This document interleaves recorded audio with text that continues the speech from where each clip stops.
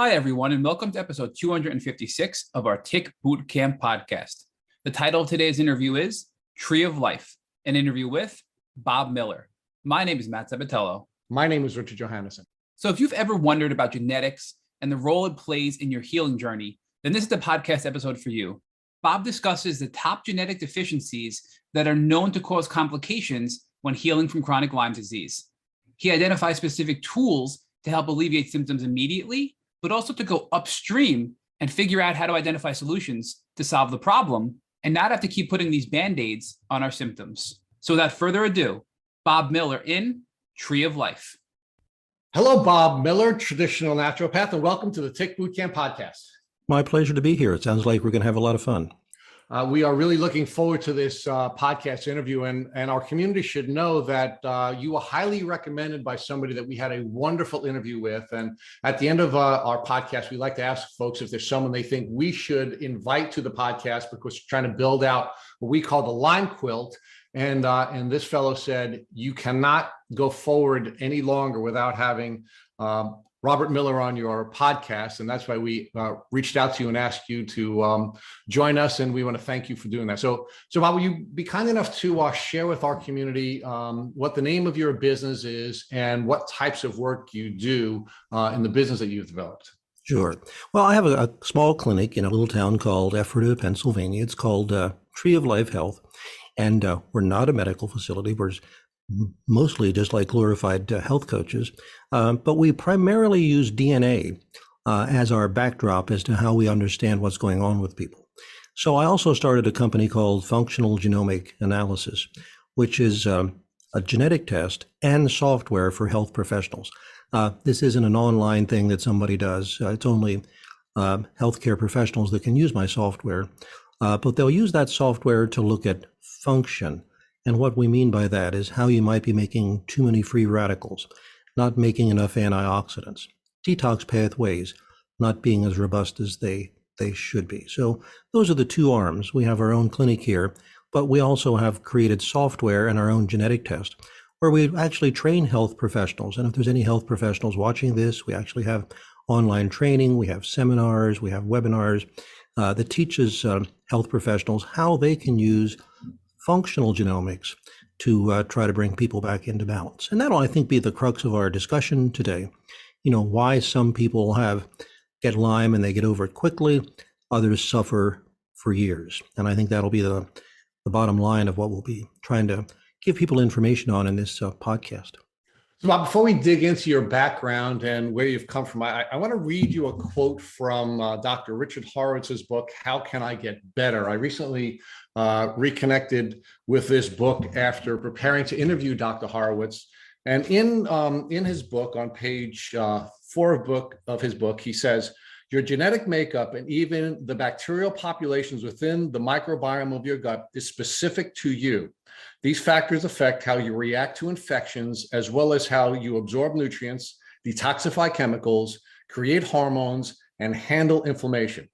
Each of us also carries different infection burdens, including bacteria, parasites, viruses, and/or fungi, varying levels of inflammation and immune dysfunction, possible food and environmental allergies, different toxic loads, detoxification abilities, hormone levels, and sleep and exercise habits, as well as different levels of cellular and organ damage from previous or underlying infections. In short, your prior and current medical status determine exactly how Lyme disease will affect your health.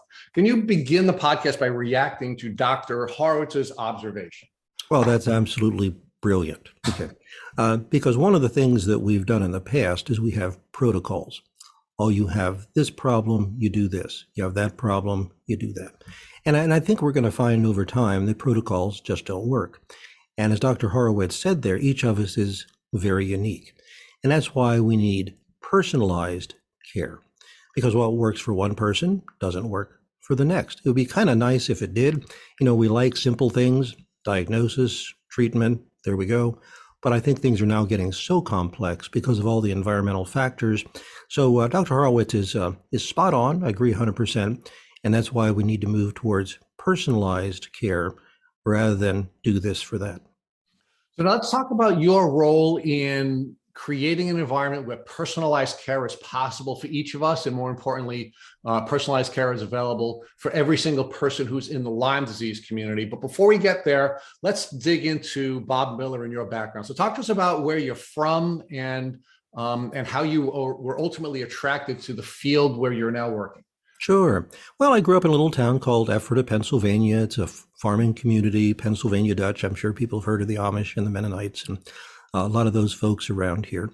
And in high school, I became very interested in electronics, and I thought this was really cool stuff. So I started, getting training and went down the electronics path. Became involved in telecommunications, in cable television.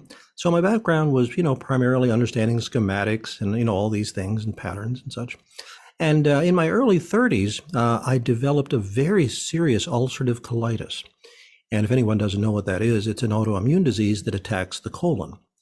And started out with diarrhea, then blood, then losing weight, and I knew I was in serious trouble. I ended up in the hospital for 21 days. There was one night where I wasn't sure I was going to make it. Lost half my blood, started to hemorrhage. Things were going downhill fast. I knew of a homeopathic doctor who said, you need some phosphorus to stop the bleeding. Rush some of that in, stop the bleeding. Probably without that, probably would have passed away. And the solution was we're going to cut out the colon. I wasn't real excited about that thought. It just didn't, the cute nurse came in and said, here's the bag that'll way be on your side and you'll be perfectly fine. And I'm like, I'm not buying this. So being a stubborn Dutchman, it's like, well, let me try some alternative things. And I really didn't know a thing about alternative medicine. Of course, the doctors are very upset. You're an idiot. You'll be in the hospital 2 weeks out of the year. You'll be begging me to cut the colon out, And it's like, well, maybe that's true, but I'd like to give this a try. So, that was, back a long time ago. That was the early 90s. So we didn't know genetics back then, but I just did, talk to some herbalists and acupuncturists and, did all kinds of things, did some mind-body work and managed to get well. And then I was fascinated by this field. It's like, well, this is really cool. Just being the curious person that I am, I started studying, started taking some courses on basic herbalism, then learned of the concepts of traditional naturopathy. Back at the time, there was a school called Trinity School of Natural Health. Took their course, become certified as a traditional naturopath, not knowing what I was going to do with it. And then I just started learning about people who were struggling, and they'd ask me questions. And so I was still working in the telecommunications industry for a long time, dual, doing both, but recognizing that I'm totally fascinated by this field. Then I started learning about genetics, and we'll talk a little bit about that. We'll try to simplify it and understand what it is. But I was totally fascinated by the fact that each of us gets a genetic pattern from our parents that is unique to us. And that influences how we become inflamed, how we detoxify, how we make antioxidants. And I was just totally fascinated. So having an electronics background and thinking in terms of, an electrician or someone in electronics makes schematics or drawings of how things work. So I thought, well, this same thing applies to us. So just like an electronics person makes a schematic of a radio or television, I thought we can make schematics of the person. And that's exactly what we've done. If you'd be in my office, you'd see I have this huge map on the wall that has just got all kinds of circles and lines and things like that. But it's how the body works. So I became very intrigued by this and just found that more and more people wanted help. So I went into semi-retirement from the telecommunications industry, started doing this, and then found that, back at the time, 23andMe was just coming around, and you can download that data. So I took that data, downloaded it into a spreadsheet, just a regular Excel spreadsheet, put formulas in for how things work. And then other doctors became interested in it. It's like, Bob, what are you doing? So I started sharing the spreadsheet. Then I realized that updating a spreadsheet and sending it to everybody's not the long-term solution. So I worked with some computer programmers to make my own cloud-based software that took the 23andMe data and analyzed it. Many years ago, 23andMe changed their format for whatever reason they wanted to do that for. And I found that many of the markers I was looking at were no longer there. So it was like, either I'm going to have a really bad report or I've got to do something else. So I, took a deep breath and made my own chip. So I have my own chip called Your Genomic Resource that through health professionals people use. And then we use that to analyze, are you making too many free radicals? For example, is your iron becoming a free radical rather than helping you make hemoglobin? And we can go through some of these pathways, but the bottom line is, are you making too much free radicals? Are you not making enough antioxidants that neutralize the free radicals? Are your detox pathways not working properly? And then if they are some problems, there's ways to compensate. I like to tell people I have no bad news. One of my favorite jokes is the only bad news I could ever give you would be like, sorry, I don't see anything to help you with. So when anybody has a problem, there are ways to compensate for it. So I worked with a company called Personalized Nutrients and Compounded Nutrients, and we now make supplements that are designed specifically not for the disease, but where there's problems with function, and we can get into that. Okay, so let's pause there for a second, Bob, and let's talk a little bit more about the current state of your business and the software that you have available. Now, when we started this conversation, we were talking about individualized healthcare, right? And talk to us about how your vision for creating individualized healthcare was born out of this software that you developed first through working with the data from 23andMe, and now through your own path because of the, I guess, lack of availability of the markers that you needed through 23andMe. Sure. Well, the things that I found interesting was back in 2016. The organization called iLads has conferences, and they have people bring research posters. And so one of the things that I kept seeing with individuals who had Lyme disease was that many of them had a genetic marker that would cause them to absorb more iron. Can you give us a context for that? How did you discover iLads, and why was Lyme disease a passion of yours when you were now moving through your journey? Yeah, well, interesting story. It's rather serendipitous how sometimes things come our way. But I had someone working on my website, and they were the creator of the website for Tree of Life Health, and she was a sufferer of Lyme disease. And they said, well, there's a Pennsylvania Lyme group. Would you come talk about genetics in general or functional genomics? And it's like, sure. So I went, gave a presentation thinking that was, a fun little thing to do. But all of a sudden, all these people with Lyme disease started knocking on my door. And it's like, well, this is curious. And what I kept seeing was that many of those who were suffering with chronic Lyme disease had a genetic pattern where they overabsorbed iron. There's a serious disease called hemochromatosis where you really have a problem, but you can have what's called carrier status where you just absorb a little bit more. So it's that group then that introduced me to iLads, and they said, well, Bob, why don't you do a little research on this?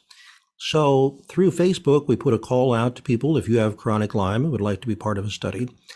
Back then, it was 23andMe that had valuable data. They sent us the data, and we just started crunching numbers. And we just looked at how many of them have overabsorption of iron compared to what's called the 1,000 Genome Project, which is like the average. And I think it's like 5.6 or 5.8 times more likely to have this HFE mutation that causes you to absorb more iron in those with chronic Lyme. So we made that as a poster. And at the time, iLads had US and international conferences. So I submitted my research to iLads, and it got accepted as a poster. So off I went to Helsinki, Finland in 2016. And lo and behold, I'm the winner of the research. And it's like, well, that's congratulations. Yeah, that's curious. I mean, no big deal. There's 8 or 10 people that had posters, and I mean, this isn't any fabulous thing. But out of all of them, they said we found this to be the most interesting research. So then all of a sudden, all these people with Lyme disease started knocking on my door. So it's nothing that I know a lot of people who get involved with Lyme disease, they have it or their family has it. I never had Lyme. None of my family had Lyme, but it was just sort of serendipitous as to how dots connected and people came our way, and the rest is history, I guess, as they say. So I've done 8 posters so far for iLads, and our subject today that I want to cover, called Ranties, is going to be some of our new research, and things are coming together where we're actually going to do some research in a new way on individuals with chronic Lyme, and to see what patterns they have that may lead to more of this. This may be a real smoking gun that's affecting a lot of people. So that's the history of how I got down Lyme. It was just serendipitous how individuals who had Lyme came into my life, and just, sometimes the universe works in interesting ways. We think the universe always works in interesting ways, and we don't believe there are any coincidences. And of course, there is no coincidence that you're doing this work in the Lyme Belt, right? I mean, as it turns out, your home state, Pennsylvania, has now surpassed our state, New York, especially Long Island, where we are really in a thick endemic community. You actually have a greater number of chronic Lyme disease patients in your state than any other state in the country. So, we could argue that it is no coincidence that, you're on this journey, on this path in the state where there's more Lyme disease. And I guess we could say it was a coincidence that somebody with chronic Lyme disease is doing your website, and it's a coincidence that you got invited to the meeting, and it's a coincidence that you did all of these other things. Or we can see this for what it is, right? Which is, you were made to do this, and you were supposed to do this, and now you are doing it.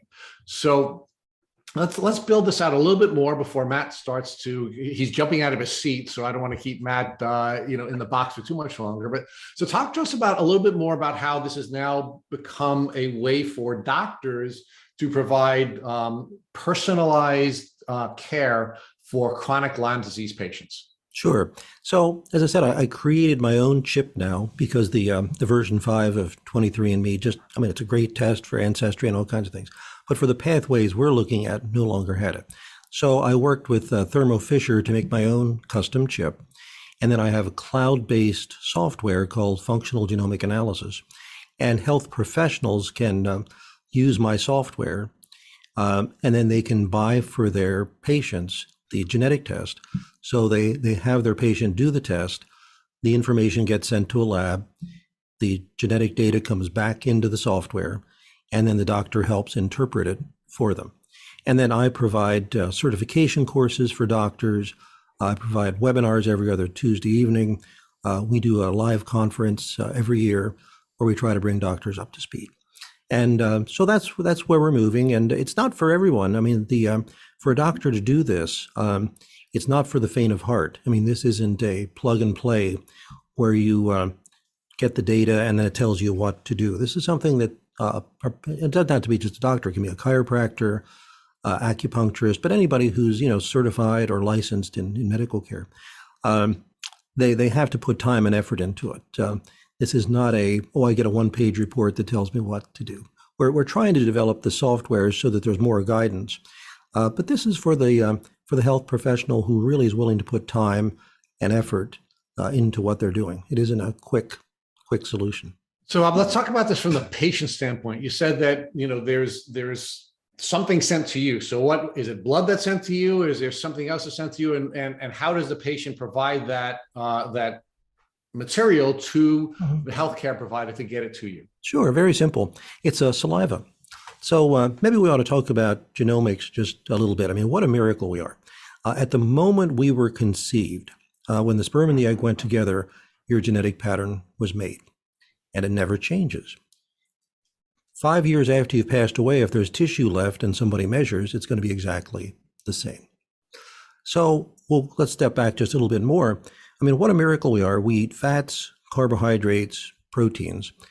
We drink water, breathe air, and we're exposed to sunlight, and everything gets made from that. I mean, that's really just astonishing. Every time I tell people that, in my own mind, I'm thinking, this is really amazing. When you think of it, your hair, your skin, your nails, your blood, your neurotransmitters, they all get made from those primary ingredients. The way they do that is they do that because enzymes take one substance, add something else, make something new. Then another enzyme comes along, does the same thing. And then another enzyme comes along. Your DNA is the instructions on how to make the enzymes. And when we have what are called SNP, single nucleotide polymorphisms, mutations, whatever you want to call them, your body's ability to make that enzyme may be at 70%, 80%. It's just not as good. And we'll talk later as we move along. Sometimes the genetic mutations actually cause an enzyme to work faster, but primarily genetic mutations cause the body to work slower in one of those processes. So what we do is we have the client or patient of the doctor just spit in a little vial, send it to a lab that's located at Rutgers University. It's not with the university, but it's located at their location. They extract the DNA, and then they electronically send it to the company that runs my software, who puts that DNA into the software, and then the patient gets notified your report's ready, the doctor has it, and then the doctor does a consultation where they go over with them, here's what we think we're finding. You might be overabsorbing iron. You might be not turning glutamate into GABA. We can talk about that more later. Your nitric oxide may be out of balance. And then the doctor will go about making a custom program for them. So if somebody says, well, what do you do for Lyme disease? It's like, I don't know. It all depends upon the individual. So you could see 20 people and have 20 different approaches. So that's how it is. Bob, you said that this is not for the faint of heart, meaning there's a fair amount of work that has to be done by the practitioner, yes, in order to be able to use the tools that you're developing, right? Yes. But you've seen patterns, right? In fact, what brought you to iLads and what brought you to this field of Lyme disease was the patterns that you started to identify with the people that you were working with, I guess, informally in the beginning, right? So is your report going to provide any information on the patterns that you've observed? And are those patterns building out as time goes on and as you're treating more and more Lyme patients? Sure. Absolutely. Yeah, those patterns are evolving, and we're always improving the software. I put $40,000 to $60,000 a month into software development. And one of our next steps that we want to have is an executive summary, where I put logic in. It's going to take me months to do this. May not be available till close to the fall or the end of 2022. But I want to put in logic where I say to the doctor on the report, well, it looks like they're overabsorbing iron, but it also looks like they're not clearing the hydrogen peroxide that combines with iron. This is an area for you to look at. So we're trying to make it as easy as possible for the health professional. But it's an ongoing process where we're always learning new things. And eventually, someday, we probably need artificial intelligence in there to do some of this analysis. So before my time on this earth is finished, I'd love to have an AI that does this data and then does further analysis for the physician. And by the way, this isn't just Lyme. These patterns are very similar in people that are exposed to mold. And I think what we're finding is that if we wanted to take this all down to one bottom line, environmental factors that we weren't exposed to before is increasing the toxic burden, the inflammatory burden on the body. So when something like Lyme disease or Epstein-Barr or anything else comes along, the body is just ill prepared to deal with it and may either not be able to deal with it or overreact to it. And a lot of the times we're seeing an overreaction. I mean, if you were to look at COVID today, it's a very serious virus, but the people that are the sickest are overreacting with their immune system. And that's causing the serious illness and the fatalities, the overreaction of the immune system. And I think that's a common theme that we're seeing. I mean, we're seeing autoimmune disease among young people skyrocketing. And we're just seeing all of these inflammatory diseases rising. As a nation, we're not getting healthier. We're getting sicker.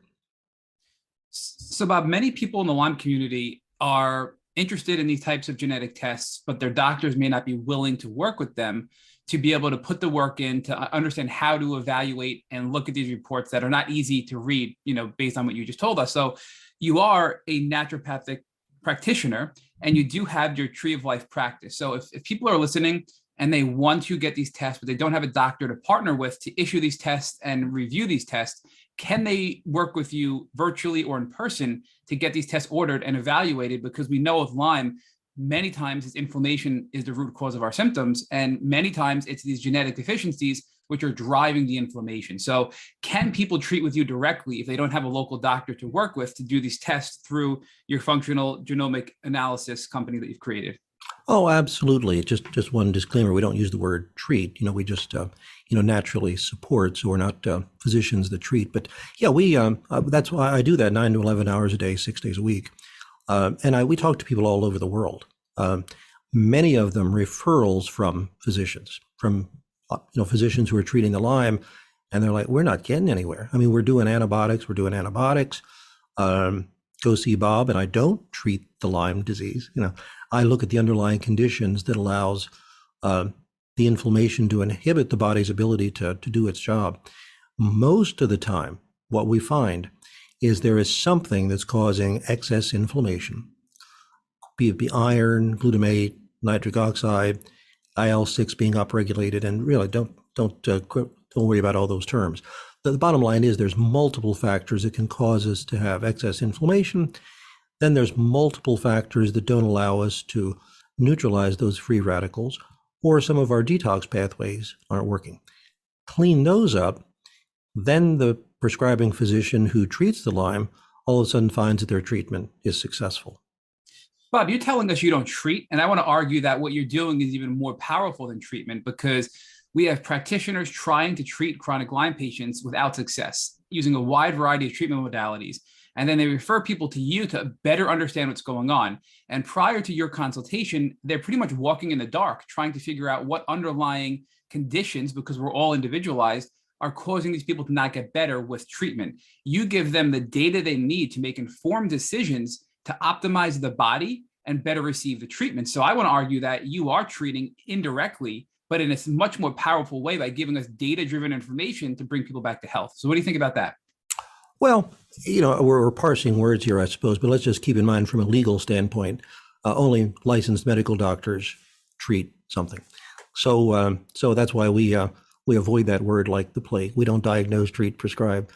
We coach people or help them understand how to build their health naturally. So it just becomes more of a legal thing rather than actually what we're doing. Just have to be careful that you don't practice medicine without a license. Yes.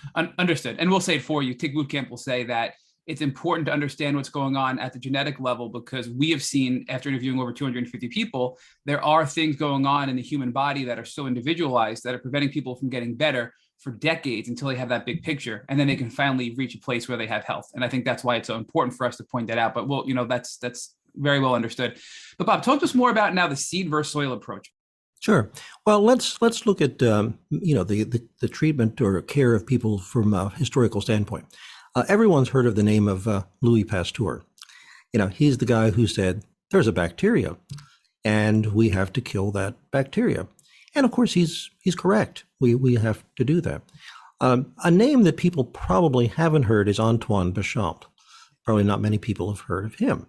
He was a contemporary of Louis Pasteur at the time, and he said, Louis, you're right, but I think it's the environment, or he used the term internal milieu, that allows the pathogen to thrive. And we need to make sure that internal milieu is proper so that the bacteria or the virus or whatever it is cannot thrive. Now, legend has it that, they argued with each other and, were in conflict. And, it's probably urban legend, but they said that Louis Pasteur on his deathbed said Antoine Béchamp was correct. Now, probably didn't happen. It's probably just a story that got created. But, traditional allopathic medicine is kill the pathogen. Of course, that's great. I mean, that's life-saving. It does wonderful things. But if someone's terrain is off so badly, that's when some of those treatments don't work. And that's where we have to change the milieu or the internal environment. Here's a good story that kind of helps people understand. If you have a stagnant pond, mosquitoes come there. And you can go out every day and spray for the mosquitoes, or you can clean up the pond and then the mosquitoes don't come there anymore. So that's kind of the story behind, I think when I tell people that story, they understand a little bit better what we're talking about. So do you go out every day and try to kill the mosquitoes, or do you say, I got a swampy pond here, I better get this thing cleaned up, and then all of a sudden the mosquitoes are gone, and then maybe that final push of the bug killer works. So it sounds like to me, because you mentioned earlier in this podcast with Rich, that some people get Lyme and never get sick. Other people get Lyme, they get sick, a little sick, they get treated with antibiotics and they get better. And then other people with Lyme, get treated for Lyme and never get better. So your approach is really going to be catered towards those people who don't get better because there's something deeper that has to be addressed based on the analogy you just described for us. Yeah, those are the people that we traditionally consult with. They've been seeing phenomenal physicians who really know what they're doing and they really know how to treat. But despite, years of treatment, they're not getting well. And those are the people who kind of knock on our door and say, Bob, what I'm doing is not working. And as I said, I have a lot of, very qualified Lyme physicians, Lyme literate physicians who say, you know what, go see Bob.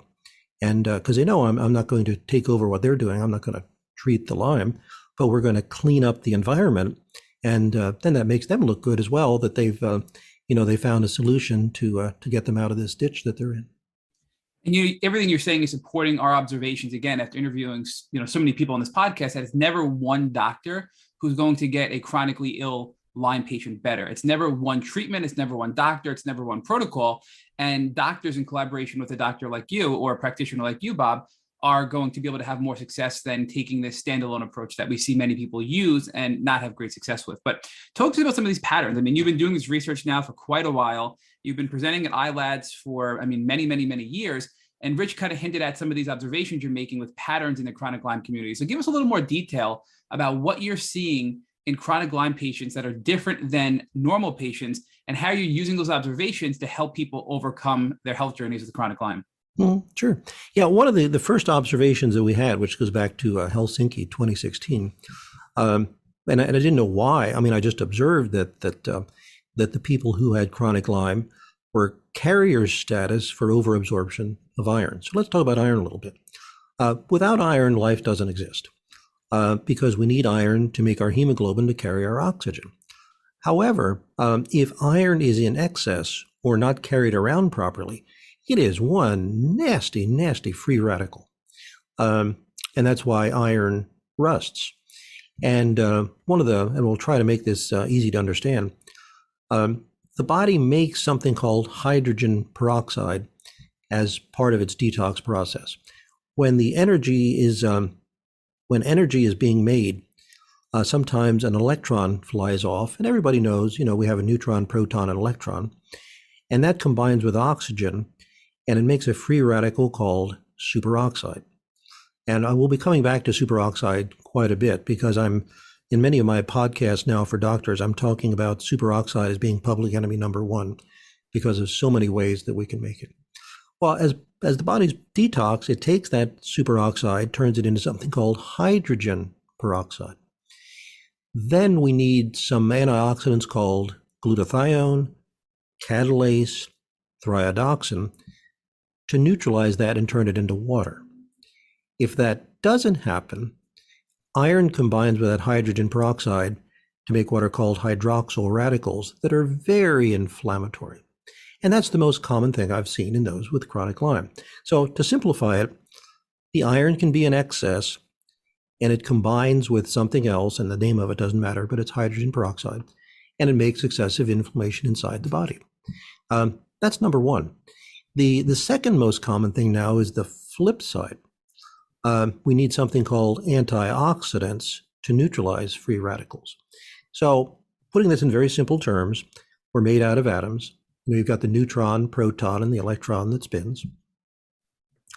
A free radical is when one of those electrons gets ripped off, and it's unstable, and it will damage the body. And everyone's heard of antioxidants. Antioxidants, in simple terms, have a spare electron. They neutralize the free radical. So you got this bad free radical, this bad guy, and you got the good guy, the antioxidant, that takes out or neutralizes that free radical. It's a pretty simple concept to understand. Most people have heard of glutathione. Glutathione is the body's master antioxidant. It's made from 3 amino acids, and it has a spare electron. When it does its job by donating that electron, so it becomes what's called oxidized. In other words, it's lost its electron. We then need to recycle that oxidized glutathione. We need to take that oxidized and put it back and recharge it. So it's charged, it's used, it's depleted, it needs recharging. One of the most common things we see is there's genetic issues where people don't recharge that glutathione very well. So they have a hard time putting that electron back on. The name of the enzymes really don't matter, but it's glutathione S reductase. We need something called NADPH that's made by various genes. One of the biggest ones, NQ01, and people glaze over when they hear all those names. It really doesn't much matter. But for people who understand them, they might find them interesting. But for the most part, let's just simplify it in that for many people, they don't recharge their glutathione. And interestingly, some people may relate to this. Well-meaning practitioners say, well, glutathione does all these wonderful things. We're going to give you glutathione. And they feel great for a day or two and then crash. And they're like, what's going on here? And I've heard many people say their health practitioner got angry at them. You can't have a negative reaction to glutathione. It's the master antioxidant. It neutralizes free radicals. You're a hypochondriac. You're imagining this thing. Well, they're not. If you don't take that oxidized glutathione back to the reduced, interestingly, this just seems so ironic, taking glutathione makes you worse. And that just seems like such an oxymoron that how could you take an antioxidant that does all these good things and make you worse? But if you don't recycle that glutathione, it actually does turn into another free radical that makes you worse. And that's the complicatedness of this, that, for some people, glutathione is like, woohoo, I got my life back. This is great. I'm detoxing, I'm neutralizing free radicals. Yoo-hoo, everything's great. Other people take glutathione, it's like, what the heck just happened to me? I feel horrible. So if you look at the genomics, you can see if people have difficulty taking that oxidized glutathione back to the reduced, and there's actually interventions you can do. We created a product called GSR Assist. GSR is the enzyme that does that, and it has some, ridiculously simple things in it like parsley, lycopene from tomatoes, riboflavin, something called nicotinamide mononucleotide that supports the recycling of glutathione. Then the doctor gives glutathione, and it's like, I'm feeling better. So that's an example of the patterns we see. There's usually something that's causing excess free radicals. Iron can be one. And then there's usually something that doesn't allow them to neutralize the free radicals. It's usually some combination. So another one that I often see in people with Lyme disease, or maybe by just the people that knock on my doorstep, as it's usually the people who do this are very intelligent, highly motivated go-getters. And maybe that's just the selection process who will look at something like this. But there's a neurotransmitter called glutamate. And glutamate makes you very intelligent, highly motivated, go-getter kind of person. That's a good thing, unless it's in excess. And glutamate needs to turn into GABA, which is the don't worry, relax, be happy. So on the one hand, glutamate makes you this intelligent, sometimes brilliant, sometimes gifted people. I'm sure you find there's probably many gifted people or who were gifted before they got sick. And interestingly, there's genetic patterns that can cause a person to create more glutamate. There's genetic patterns that can inhibit your body to turn glutamate into GABA, but inflammation and infection inhibits that glutamate to GABA conversion. So I'm sure many of the people listening to this will say, I was doing okay, but when I got Lyme, I became very anxious. And that's a very common thing that happens, that they can't focus, they can't sleep, because that glutamate is not turning into GABA. Now, I won't delve into all the biochemistry, but excess glutamate can further stimulate even more inflammation, not just anxiety. So the person is inflamed and anxious. Their mind is racing. Many of these individuals, bright lights and loud noise bothers them from the glutamate. MSG, sends them through the roof. Well-meaning people say, we need to heal your gut. Let me give you a supplement with glutamine in it, and it throws them into a worse condition. So many of these people are really struggling, and they don't know why. And some of the therapies that they're given, if you've got excess glutamate and you take glutamine, and again, in the functional world, many people say glutamine heals the gut. Well, it does, but if you've got a glutamate problem, you've just made that worse. So that's where I go back to, we can't have protocols. I give everybody glutamine to heal their gut. That works for some individuals. For other people, it makes them worse. So that high glutamate is very, very common. Sometimes people will actually even have visual hallucinations where they think they see an animal or a person off to the side.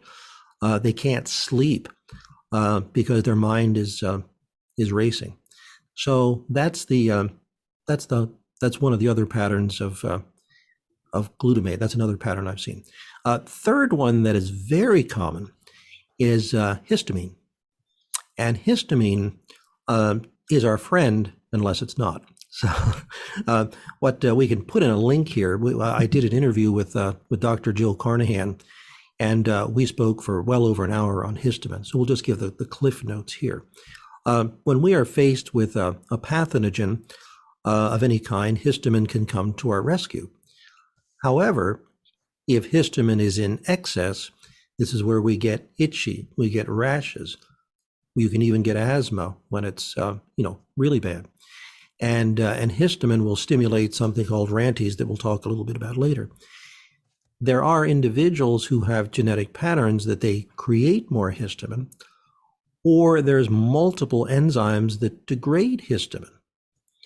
And you can have genetic mutations on these enzymes that you don't degrade your histamine very well.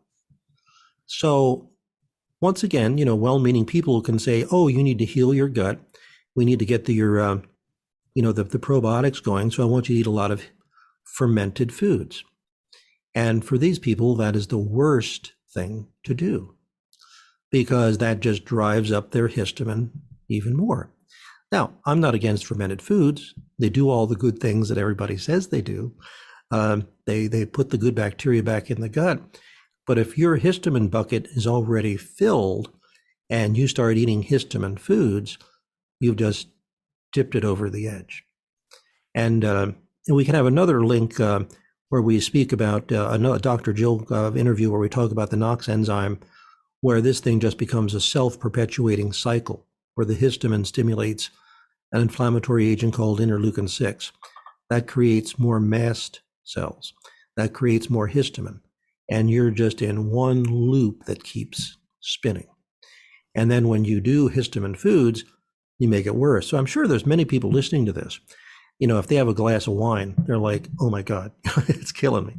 They eat kombucha, miso, or even foods that they prepare fresh, put them in the refrigerator, eat them a couple days later, and they react to it. And they don't understand why. I was fine on that 3 days ago. Now I'm reacting. It's fermented. So fermented foods, just like glutathione, can be very helpful, or they can be very harmful. Glutamine can be very helpful, can be very harmful. And we need to know what is individualized for the person. Again, one size does not fit all. So there's a couple of examples of some of the common things we see. Iron creating extra free radicals, glutamate causing inflammation, glutathione not recycling. If I had to say what are the common things I see, that's it. And, some people are what I call the one pony show, where they've just got one issue. Others are the proverbial train wrecks, where they've got multiple things going on together. And we generally find that the sicker people are, the more they have going on. They might have the iron, the glutamate, the glutathione, all of those together. And the final one that I want to emphasize that ties it all together, we are seeing a pattern in people that are really struggling. They're not handling their fats properly. So we all know the benefit of fats, particularly like the omega-3s, but there's enzymes called FADs, fatty acid desaturases, that don't allow the omega-3s to come down the entire pathway to make these anti-inflammatory, what are called protectins and resolvins. So these people don't do well on fish oils. And again, people are told, fish oils, they're wonderful, they're anti-inflammatory. Well, they are if you have the enzymes that allow them to do their job properly. So that's the other thing that we generally find. Many people who are struggling, they have genetic issues with their FADs enzymes, fatty acid desaturases, that doesn't allow them to use those omega-3s. So they take fish oils thinking it's going to be anti-inflammatory. If it doesn't do any harm, at least it's not helpful. And those, I think, would say are the big things we find. And then environmentally, many of the individuals who are struggling also had mold exposure. There seems to be a commonality, because what we're finding is the inflammatory pathways that are stimulated by Lyme are also stimulated by mold. So that becomes a real issue. So a lot of times we have to do testing for mold. A lot of folks are in mold, they don't even realize it. I'm not an expert on mold, but I think it's getting stronger. And then some people also have sensitivity to electromagnetic fields. Some people can't handle cell phones, and it might be as simple as not sitting next to your router, or not having your router in your bedroom, or charging your cell phone next to you. So we're now being exposed to environmental toxins that we weren't exposed to before. I'd have to put mold at the top, but there's many other things like glyphosate. We're doing hormone disruption because we're giving animals growth hormones. And one of my more recent concerns is plastics. The plastics that we make never fully degrade. We're getting all these microplastics. So we've really created a toxic soup that we're living in. So if you got some of those toxins, genetic weakness, and then along comes Lyme, proverbial perfect storm. So, Bob, this is just, unbelievably powerful, and just, you've given us so much gold that I'm not even sure we're going to be able to break it all down as much as we'd like to. But I'd like to walk back to the free radical conversation, because it's something that we hear a lot about, but I don't know that anyone really describes it in adequate detail, because it sounds to me that that's really the key to all inflammation that you've outlined here with this toxic soup, for example, that we're living in. So tell us more about free radicals and how they create inflammation, because my understanding is that if you have this free radical, or this electron that is out of balance, what it does is it goes and it rips out what it needs from other cells and destroys the other cells, which is why we have the inflammation and why it actually causes us to age. Because we've seen a lot of folks who have chronic Lyme disease, and they age very quickly. So can you talk about, first free radicals in a little bit more detail, and why it's important that we resolve the problem when we resolve the free radical, and what happens if we don't, and why that's causing the inflammation? Sure. Well, let's go back to, how we're made. Everything gets down, when you get down to the smallest level, we're made out of atoms. So in the middle, we all learned this in high school. Neutron, proton in the middle, electron that spins. And electrically, that needs to be balanced. And that's why I said, I believe that superoxide is public enemy number one. So what happens is that sometimes when we're making energy inside the cell, something goes wrong and an electron flies off.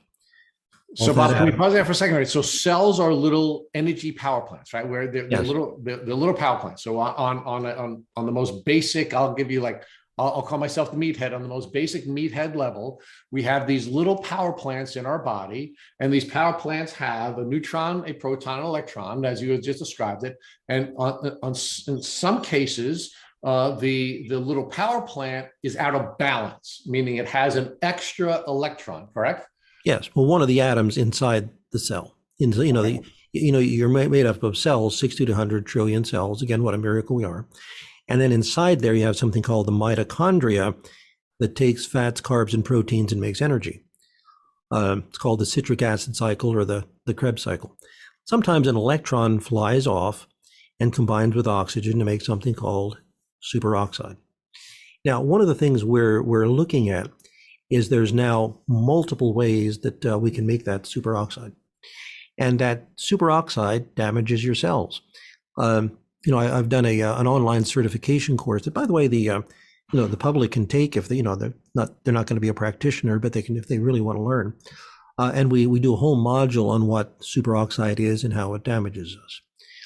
However, the body will make an antioxidant called superoxide dismutase. So superoxide is the free radical. Superoxide dismutase is the antioxidant. And we can have genetic issues that we don't make enough superoxide dismutase. So there's three of them. There's SOD1, SOD2, and SOD3. And we can actually look at the DNA and say, oh, it looks like you're not a good producer of superoxide dismutase. So what that superoxide does then, it will damage the cells. And it will, if we do have enough superoxide dismutase, we make hydrogen peroxide. And then if we don't have enough glutathione or another enzyme called catalase, iron combines with that in what's called the Fenton reaction, discovered all the way back in 1897 by Dr. Fenton, and makes what are called hydroxyl radicals that again just wreak havoc throughout the body. Okay, so let's pause that, Bob, because you're giving us a lot of really powerful stuff, and I just want to understand it again on the meathead level. So we have this electron that spins off, it combines with oxygen, and it becomes a superoxide. And then what we're hoping happens is that there is something that will offset the superoxide, because if we don't have something like glutathione, which is going to have an extra electron to balance out the superoxide, what that superoxide is going to do is it's going to tear apart cells, right? And that's why we're going to have the inflammation. Well, almost. Superoxide dismutase is what neutralizes the superoxide free radical. Okay. That makes hydrogen peroxide, and that's where we need the glutathione. Okay, so the glutathione is the next step, right? Is the next step. So it's a multiple step process if we're going to prevent the inflammation, right? So the first thing is we have to balance out the superoxide, or that free radical, and then, because if we don't do that, it's going to tear apart more cells.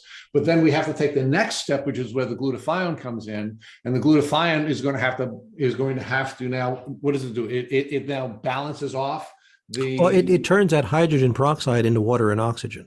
Okay. That we then neutralizes it.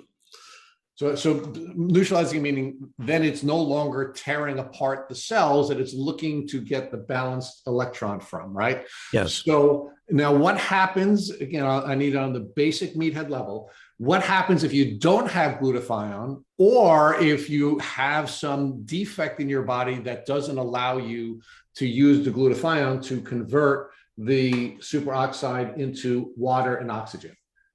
The peroxynitrite the hydrogen peroxide into water and oxygen. So superoxide uses superoxide dismutase to make hydrogen peroxide. Then glutathione and catalase turn that into water and oxygen. Okay, so stop there. So what's the big deal if we have all the extra hydrogen and peroxide in our system? It combines with iron and makes what are called hydroxyl radicals that chew you up and spit you out. Okay, now, so we have first free radicals. We know what they do. Now, give me this new radical is, what is it called? Hydroxyl radical. Okay, and I'm sure you've heard of many people drinking hydrogen water. Yes. Okay. The hydrogen neutralizes that hydroxyl radical. That's why hydrogen water can be so helpful. In case anybody knows, there's little tablets that you just drop in water. And very simply, water is H2O. So this tablet fizzes, and you'll see, well, what's all those bubbles in there? Well, that's hydrogen. You drink that, and it neutralizes the hydroxyl radicals. Okay, but what will a hydroxyl radical do? How does that cause inflammation? How does that, you said it will attack your body. How is it attacking your body? Well, it's another free radical that will just, in trying to neutralize itself, damage your cells. Okay, so that will cause inflammation as well. That'll cause inflammation. Now, I'd like to go back to superoxide and why I believe it's public enemy number one. What we're finding is that all the electromagnetic fields that we're exposed to from cell phones, from Wi-Fi, from all the towers, actually can cause excess calcium to enter the cell, make something called calmodium, and that name doesn't really much matter, but that will cause the body to make more superoxide. So we are now making more superoxide as a result of our cell phone. So that's why keeping your cell phone away from you a little bit. In my office here, everything's wired. I have wired monitors, I have wired keyboard, I have a wired mouse. I try my best to keep superoxide, the EMF away from us. But I believe someday we're going to look back and say, God, we loved our cell phones. I mean, all the things we can do on them, but oops, it was creating the superoxide.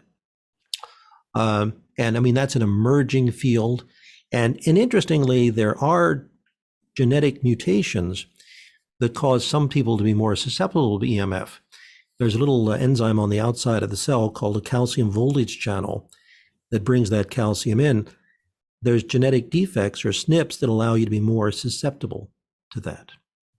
Okay. So and then there's, and we'll talk about this a little bit more with nitric oxide. And again, I think we have a link where where I do like an hour and a half on what's called the Carnahan reaction. But again, environmental factors cause the body to make superoxide rather than nitric oxide. And we can talk about that more later when we go through some of these pathways. But nitric oxide, the research on it won a Nobel Prize in 1997 as it improves your circulation. And that's why sometimes people will carry nitroglycerin with them to boost that nitric oxide. That's why men will take Viagra or Cialis for erectile function, because it helps with nitric oxide. And we can get into this later. There's genetic patterns that will cause you to make more superoxide rather than nitric oxide based upon genetic factors and or environmental factors. So I keep going back to both. So a lot of the people that are ill today, had they been born 75 years earlier, they'd probably be perfectly fine, because we have just polluted the earth with the plastics, the glyphosate, the electromagnetic fields, genetically modifying our foods, giving our animals growth hormones. It's estimated that each of us consume the equivalent of a credit card a week in plastics that are disrupting hormones. And you and I both know, we teased before the start that we're both geezers. And when we were born, or when we were 12, what did girls look like? Little girls. Now they look like 18-year-olds because of the hormonal disruption. So we have just done a lot environmentally that I believe is a contributing factor to Lyme disease being so serious in some individuals. So let's go back to the glutathione, right? So the glutathione is, you gave us a really powerful explanation of how glutathione will help to protect us against the hydrox radical. Yes. But you said in some cases, in some people, the glutathione is not helpful to them to offset the impact of the hydrox radical. Why is that? Okay, and it's the glutathione clears the hydrogen peroxide that makes the hydroxyl radical. But so let's talk about. Stay with that, Bob. So if in some people the glutathione is effective in preventing the hydrox radical. Yes. In some cases it is not, and you said in some cases taking glutathione will actually make it worse for them and create more. Is it free radicals or hydrox radicals? If oxidized glutathione doesn't go back to reduced, it becomes superoxide. Okay. So how ironic is that? But let's back up on glutathione, because glutathione is the body's master antioxidant, and it does two things. Through glutathione peroxidase, it neutralizes those, like that hydrogen peroxide and other free radicals. And there's a phase 2 detox process called glutathione conjugation, where we take out toxins like mold and other things.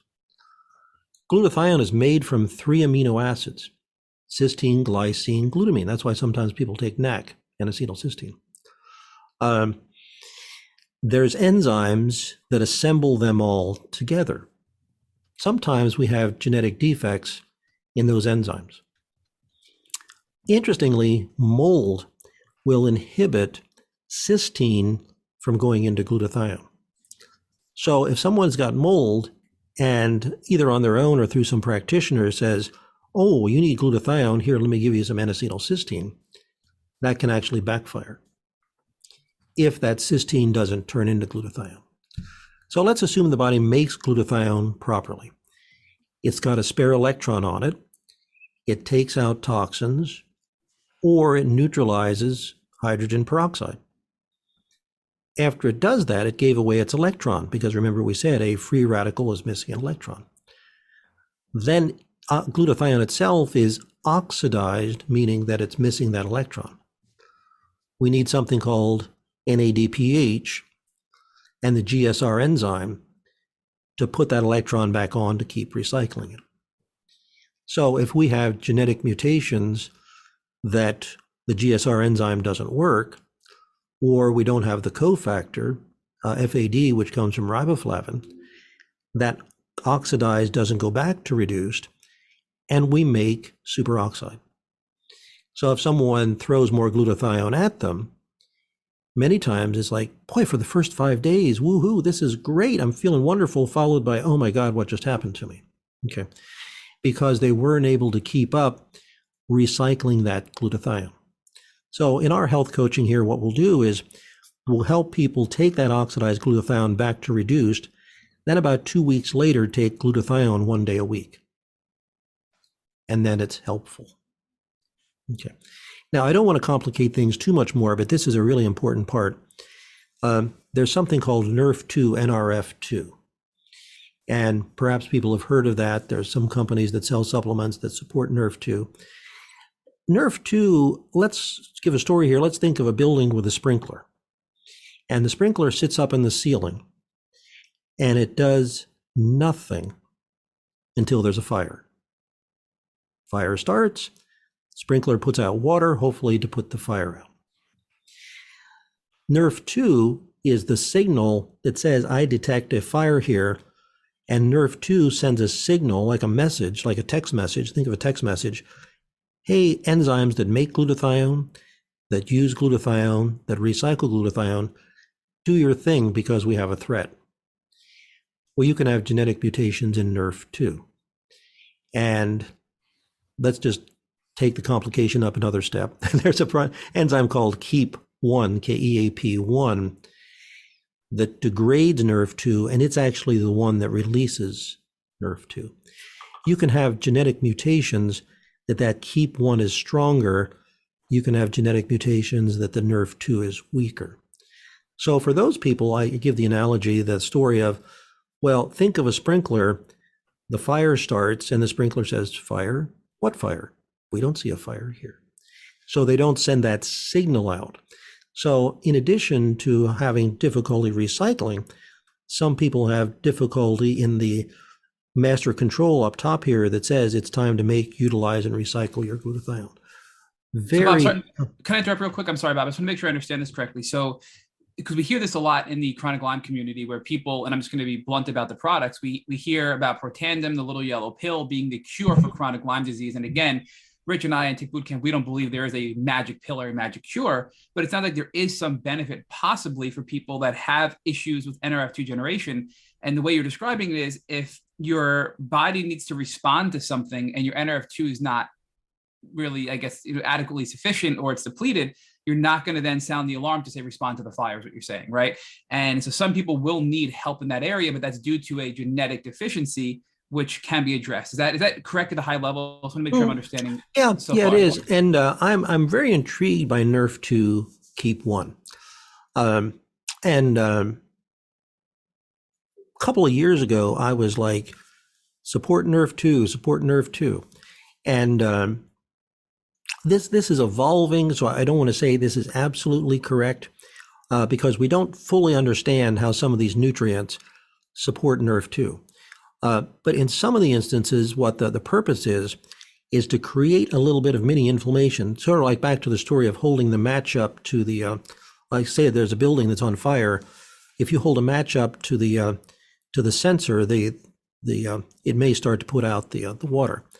Some of the nutrients that are in some of these products for Nerf2 actually have things that stimulate a little bit of inflammation to kick in Nerf2. Now, if you're a healthy person and you stimulate your Nerf2 a little bit, that's probably a very good thing. So some of these products are probably incredibly helpful. And this is a question, not a statement, because I think more research is needed on this. If a lot of inflammation is going on, is it beneficial to try to stimulate that Nerf2? And let me repeat, that's a question, not a statement.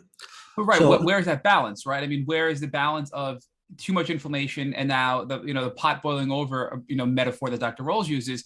Is that going to be too much inflammation to make you so much worse than you were prior to? So there's that balance of figuring out what's going on. But it's deeper, and I just want to recap what you said also, because never mind if you don't have enough NRF2 to create the natural glutathione response in your body when the fire is going off and the fire sprinkler is now working, you may or may not have that NRF2 ability. But if you do, and you are creating glutathione, you may not be properly recycling the spent glutathione after it's used, and now that can cause inflammation as well. So this is really a multifaceted piece here that involves your genetic sequencing, and that you need to look at what your NRF2 like. How is your body processing spent glutathione? And both of those things can have a drastic impact on your health, is what I'm hearing, right? Yeah, absolutely. And, and there's multiple Nerf2 stimulators out there. I actually formulated one myself. But I'm cautious in the use of it when there's a lot of inflammation going on. And this is just my own personal preference and my own health coaching. When I do Nerf2, I suggest it 1 day a week. First, I'm a big fan of hydrogen to knock down the inflammation. Then if they have problems recycling the glutathione, let's do that.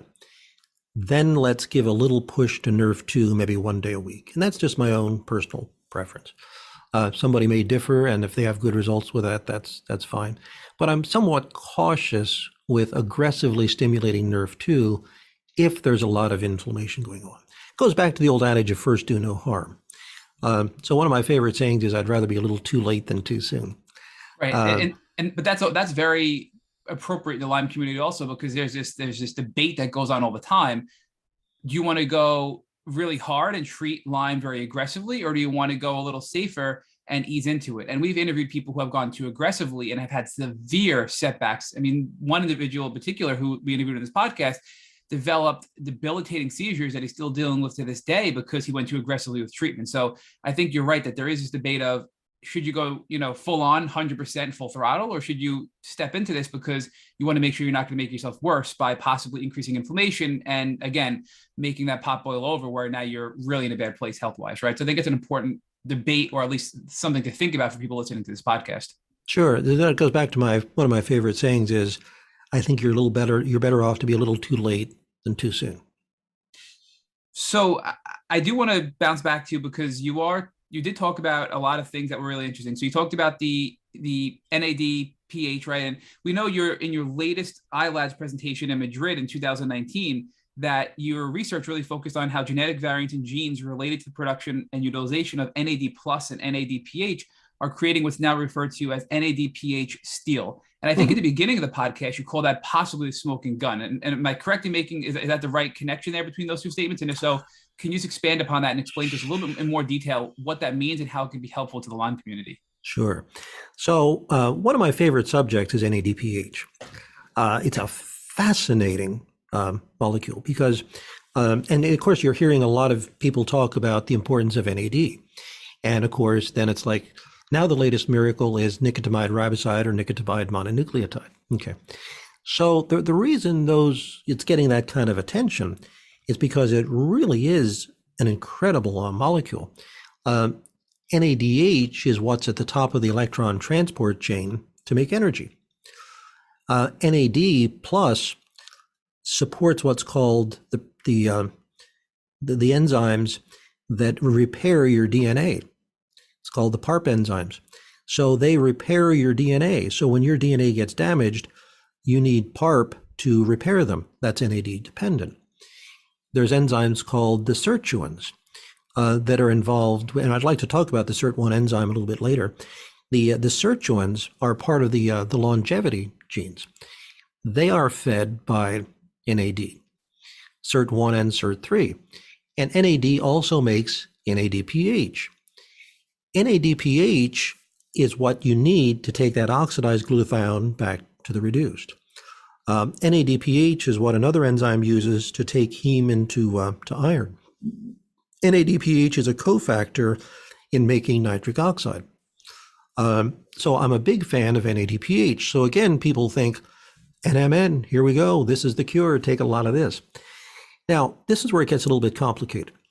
As if it's not already, right? Okay. But there's an enzyme called NOx, NADPH oxidase. Okay. And again, let's put a link in there. I did a whole webinar with Dr. Jill Carnahan, and on the YouTube we show it. I mean, it's a little hard just on audio to explain it, but the NOx enzyme is our friend unless it's not. So NADPH oxidase senses when there's infection, virus, bacteria, something that we need to kill.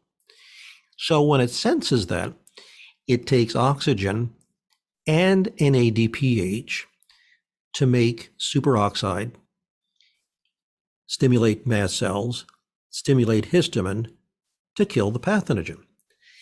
Now, if we didn't have that, we'd die of infection. We would not be alive if that NOx enzyme didn't purposely create free radicals. So, it's important to say that we spoke earlier about free radicals being bad, but not really. When used properly, they kill the pathogens. So we can't vilify free radicals too much because they are our friend to kill pathogens. The problem becomes when the free radicals become excessive. Again, that overdoing it. So superoxide and hydrogen peroxide, they are our friends when we have a pathogen to fight. I don't want to vilify them that this superoxide is the bad guy that needs to be neutralized under all conditions. But it's when it's in excess, it's a problem. So, and as we spoke earlier, one of the things we're seeing in many of the conditions is this excess or overreaction of the immune system. So NADPH oxidase, or NOx, is stimulated by something called interleukin 6, IL-6. Okay. Is stimulated by things like mold, Lyme, lipopolysaccharides. And again, I'd encourage people to watch my entire interview with Dr. Jill on IL-6. We don't have time to get into all of it. But when IL-6 is stimulated, it stimulates the NOx enzyme to make superoxide, mast cells, and histamine to kill the pathogen. Is that a good thing? Yes, unless it's overactive. So it uses NADPH to make that superoxide. So what a fascinating molecule. NADPH neutralizes free radicals by recycling glutathione, does all kinds of good things, but it can also be called upon by the NOx enzyme to make free radicals. So what's happening, again, back to environmental toxins. If you watch that video with Dr. Jill, we talk about all the environmental factors that jack up interleukin 6, jack up NOx. So that's why I call it the NADPH steal. NADPH is being stolen, used excessively. I mean, we need the NOx enzyme to do its job. Let me emphasize that. It's not a bad guy, but it's when it's overactive that we have a problem. When I train physicians, I say to them, how many of you have been practicing more than 20 years? People raise their hand. How much mast cell activation did you see 20 years ago? It's like, barely any. How much mast cell activation do you see now? It's like, oh my God, 1 out of 3 people that comes in here has mast cells overactivated. So mast cells are white blood cells that are our friends. They kill pathogens unless they're overactive. And again, this recurring theme here is overactivity, excess, primarily due to environmental toxins, made worse in those who have genetic predispositions. So the NADPH steal is when that NOx enzyme is overactive, many times by interleukin 6 being overactive, or things like sulfites will cause it. Electromagnetic fields can cause it. There's many things that overstimulate the NOx enzyme. Mast cells is a topic all of its own. We probably don't have time to get into today, but many people with Lyme believe they have mast cell activation syndrome, where their mast cells are overactive. So let's go back to, you listen to a podcast on NMN and how it does all these wonderful things. So you think, cool, I'm going to get better now by taking nicotinamide riboside or nicotinamide mononucleotide. Well, if the NOx enzyme is upregulated, you've just given it more fuel to make more inflammation. So I've spoken to doctors who do NAD intravenous, and I've said, you have people who have wonderful results. It's like, oh my gosh, for some people, this is life-changing. It's the best thing they've ever done. And you asked, have you ever had people that have had negative reactions? And it's like, well, yeah, we have. That they've gone into this massive inflammatory flare because the NOx enzyme is upregulated. So again, I go back to, we can't, say nicotinamide mononucleotide or nicotinamide riboside is the miracle for everybody, because it's not. So many times what we have to do is we have to get that NOx enzyme slowed down. Then guess what? Taking NAD is helpful. Same way like glutathione. You got to get it recycling, then you take it. You got to get NOx enzyme slowed down, then you take the NMN.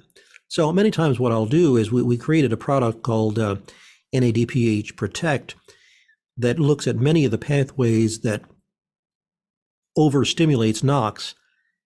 Take that, then maybe a couple of weeks later, take nicotinamide mononucleotide 1 day a week. Then it's helpful. But if you just jump in with massive amounts of NAD, for some people it's miraculous. For other people, it throws them for a loop. Which goes back to, it's one of my favorite sayings. It's a 3D chess game played underwater. Multiple factors. And when we just try to make cliches of, support nerve 2 for everybody, take glutamine to heal the gut, do this, and it's good for everybody. And one of my favorite things that I consult with people on is, if somebody tells you everyone should, get very worried. Run away, run. That's our advice. Yeah. But Bob, I think you're right. It's truly a double-edged sword. But what I really like about what you're sharing with us is we're geeking out and learning all the specific details, but you're also providing us with hope and a path to success, because it's not going to be a one-size-fits-all solution, but there is enough information that we have, and there are steps we can take through trial and error to get to a place of health. And like you said, if we have these problems, you have formulated a supplement that will allow, we can take and then put ourselves in a body where, put our bodies in a position where we can take NAD and seek the benefit and not risk the potential negative effects of it through the supplement you created, right? So I think it's being armed with this knowledge that you are sharing with us, using that knowledge to not go hardcore and go, full throttle, and also figuring out what may or may not be helping us. And a lot of things, like you said earlier, well, glutathione, and I can't tell how many people, Bob, have told us on this podcast, glutathione made me feel worse. And a lot of people respond and go, you crazy, glutathione's amazing, it made me feel great. You just explained why those people felt bad, and it's real, right? So there's a lot of science behind this, but we still have a long way to go with all this information. I mean, I know MCAS is a whole world in itself, but we hear about mast cell activation syndrome all the time as being what we believe, and maybe we're wrong, a downstream effect of chronic Lyme or chronic inflammation or systemic, chronic illness. And many people struggle to bounce back from it. The best they can do is find these aids or tools to help them have lessen symptoms, but they really never find a way to truly get to the root cause. And sometimes as they treat Lyme, they do feel better, but MCAS is a really difficult subject for the Lyme community. So if you can, at a high level, I know you said it's very deep, just give us an overview of what your view of MCAS is in, you know, in its involvement in the Lyme community, and maybe some guidance and tips and tricks of things that people can use to have some hope and maybe use these tips to work towards a better quality of life in their own personal experiences. Sure. Okay, so let's again go back to mast cells. They're white blood cells, and they are our friends. Okay. When we're faced with pathogens, they kick in and kill them. If we didn't have them, life wouldn't exist. I mean, we have to have them. The problem becomes they become overactivated. Now, why did they become overactivated? And, you know, there are natural things out there like luteolin, and there's some drugs the doctors give to try to calm it down, which is trying to treat, and then that's okay. But I would rather get to the root cause of what is causing these things to be overactive. How do we deal with that? Again, back to, you know, traditional thinking, bad mast cells, calm them down. Well, they're not bad. They're doing what they're supposed to do. They're just getting too many signals and it's overdone. So I'd like to go to a whole new pathway here. Bartonella particularly has a gram-negative bacteria called a lipopolysaccharide. And again, the body is so fearfully and wonderfully made, we have an enzyme called TNFA, tumor necrosis factor alpha. And what this guy does, when we are faced with a mycotoxin or a lipopolysaccharide, it says, ooh, we got a problem here. I have to create some inflammation to take care of this thing. Is that a good thing? Sure, unless it's overactive. Interestingly, there's people that have genetic mutations that makes that TNFA overactive, that it over responds. TNFA stimulates something called NF-kappa B. And by the way, we're going to have a link to the map where people, if you're looking at the map, look at the upper right-hand side, you'll see all this. That stimulates something called NF-kappa B. Then that NF-kappa B stimulates mast cells and histamine and just creates this, cascade of inflammation. Now, there are some nutrients that calm down tumor necrosis factor, and we're in the research phase on that, so I don't want to talk too much about that, but we are looking at some things that tell tumor necrosis factor, thanks for being here to help me, but don't overdo it. Okay. Then also there's an enzyme called SIRT1, sirtuin-1. And if you start digging into the sirtuins, some people say sirtuins, some people say sirtuins, they are really involved in longevity because they help make superoxide dismutase. They regulate something called mTOR and autophagy. But SIRT1 particularly calms down NF-kappa B and the NOX enzyme. So SIRT1 calms down that NOX enzyme so that it doesn't overdo it. SIRT1 also helps the body make superoxide dismutase. Remember, we talked about superoxide being the free radical, superoxide dismutase being the antioxidant. It also supports the enzyme that makes nitric oxide, which dilates the blood vessels, helps us from getting blood clots, and keeps blood pressure down, and does all kinds of good things. You can have genetic mutations in SIRT1, but also I think we're going to look back someday and say, oh my God, what did we do? High fructose corn syrup inhibits SIRT1. And where do you find high fructose corn syrup? Everywhere. Yeah. I don't care what your genetics are. I think it's a good idea to eliminate or try to really avoid high fructose corn syrup. But particularly if you've got a mutation in the one evidence-based SIRT1, you really need to be very careful with that. Okay. So it really does all come back to, though, that genetics load the gun and environment pulls the trigger. Everything you're telling us is really consistent with that statement you made in the beginning. And I think there are things we can do to overcome the genetics with tools and data and knowledge that you've provided us and will continue to provide us. But also there are ways we can reduce our environmental toxins and our environmental stress as well. And through the combination of those two things, we can overcome illness. I mean, would you agree that's a fair statement, Bob? Oh, absolutely. Absolutely. It's just a little more difficult. I often make the analogy, the story that in the early days of our history, coal miners would take a canary with them in a cage. And the reason they did that is because the canaries had very small lungs. And if the oxygen levels went down, the canary would either pass out or die because of lack of oxygen. And it would notice it before the miners. So the miners knew when that canary fell over or died, they better get out of there quickly or they're next.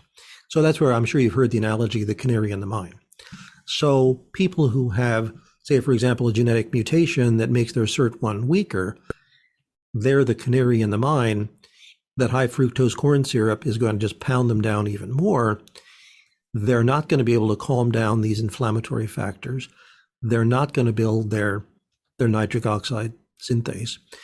So in my mind, if somebody said to me, Bob, what are some of the most important genetic mutations that you see?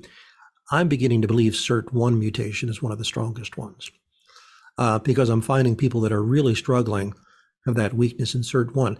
Let me also mention SIRT1 also helps clear histamine, and it also helps inhibit something called mTOR, which is the growth of new cells, which is important.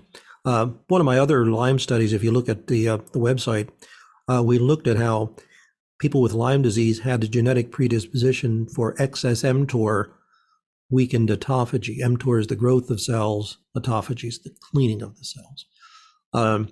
But anyway, back to the SIRT1. The SIRT1 inhibits that mTOR, helps clear histamine, supports making the antioxidant superoxide dismutase, supports healthy circulation, and inhibits two of the most serious free radicals creators. So that's why SIRT1 is related to longevity. So getting rid of high fructose corn syrup, and if you start reading labels, it's like, oh my God, it's in crackers, it's in soda, it's in, it's in yogurts. It's just astonishing. And this only came about in the 1970s. So prior to that, we did not have high fructose corn syrup. So we've really created this monster that's making us all sick. I mean, I'm just purely Bob Miller hypothesis. But I think if we didn't have many of these, if we didn't have high fructose corn syrup, if we didn't keep our cell phones on our body, if we didn't give our animals growth hormones, if we weren't polluting the world with plastics, if we weren't giving the animals hormones, Lyme disease probably would not nearly be as serious as it is. So that's just about. But you just answered the question that is the $1 million question we get asked all the time. Why is chronic Lyme disease more of a problem now than ever? And this podcast has answered that question, Bob. So thank you for that. Whenever somebody asks that question, we're going to refer them to this podcast because you've brilliantly explained all the reasons why. But what I really like about this podcast also, I just want to recap because people listening are probably like, oh my goodness, I need to understand all of this. But I think at a high level, you're pointing out some specific areas where genetics should be examined from both an internal perspective and an external perspective. And just to kind of just very, very high level for these listeners to coordinate with their doctors and possibly, and we're going to highly recommend do a consultation with you, but iron, glutathione, glutamate, these fats like the omega-3 fatty acids, histamines and MCAS and NRF2 are all internal factors that need to be looked at when it comes to genetics. And a lot of the external genetic factors you talked about were, specifically mold and plastics and EMFs and things like that, and are all things that we can have data on from tests that you provide and then have solutions to based on either supplements or lifestyle or changes we make in our life to overcome some of these obstacles. And so that at a high level, is there anything you want to add there, Bob, to give our listeners some hope and maybe be able to take a deep breath and say, wow, maybe I can feel better? Oh, absolutely. And we do have success all the time.